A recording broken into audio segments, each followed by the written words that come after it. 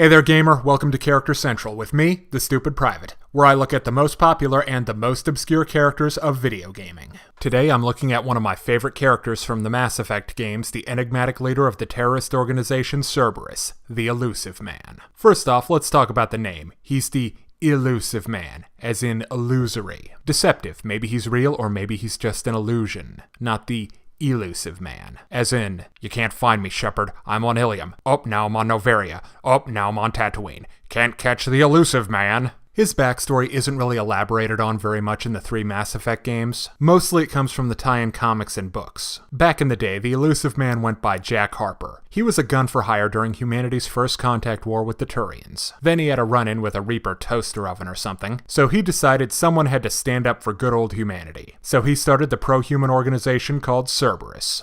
Because nothing says the future of humanity quite like the beast that guards the gates of the underworld. When it started, Cerberus was an Alliance Black Ops thing, with a focus on mad science, I assume. But at some point, the Illusive Man fired his bosses, and now the whole operation's independent. Hey, Hydra!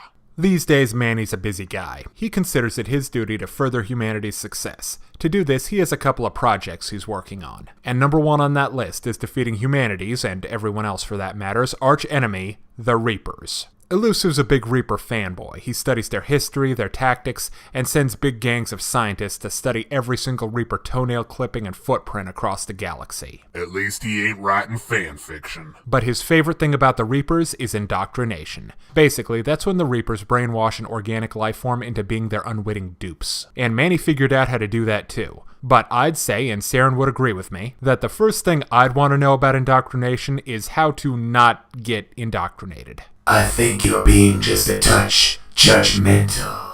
You'd love not thinking for yourself. After all, you'd have no other choice.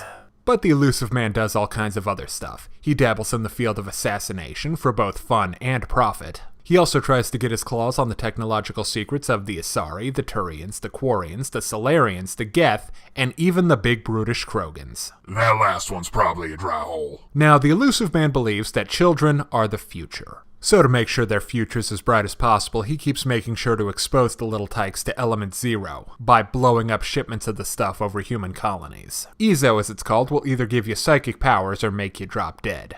Those options are not mutually exclusive, by the way.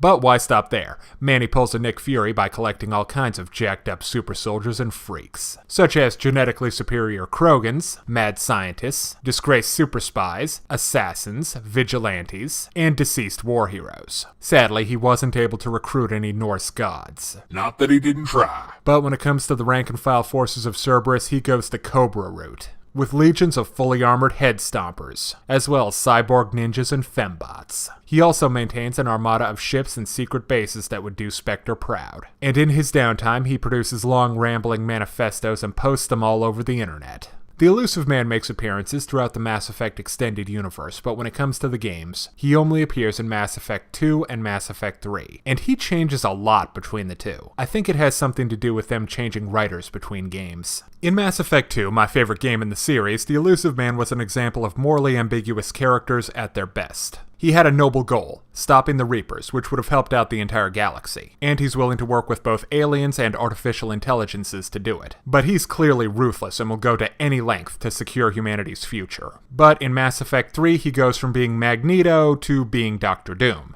Private, don't forget the disclaimer from the Latverian embassy.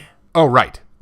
Dr. Doom is a great and heroic leader. His focus and genius is only surpassed by his benevolent nature. All hail Doom. That should keep the Doom bots happy. Anyway, in Mass Effect 3, the Illusive Man is pretty clearly the villain, and only concerned with his own power. All he needs is a twirly mustache to go along with his army of cyborg ninjas and robot henchmen. Sure was a nice complex character we had there. Once. I guess you could argue he was already indoctrinated by that point, but that's one of the all-time great plot conveniences in my opinion. It's up there with The Force Did It, or Humanoid Cylons. Well, whichever version you prefer, the Illusive Man is an intelligent, charismatic, and highly driven force in the Mass Effect universe. If you're interested in reviews of TV shows, comics, anime, or movies, check out my channel on YouTube at StupidPrivate913. Thanks for watching. Hey kids, today's show is brought to you by the letter 4 and the number potato! I'm a stupid private.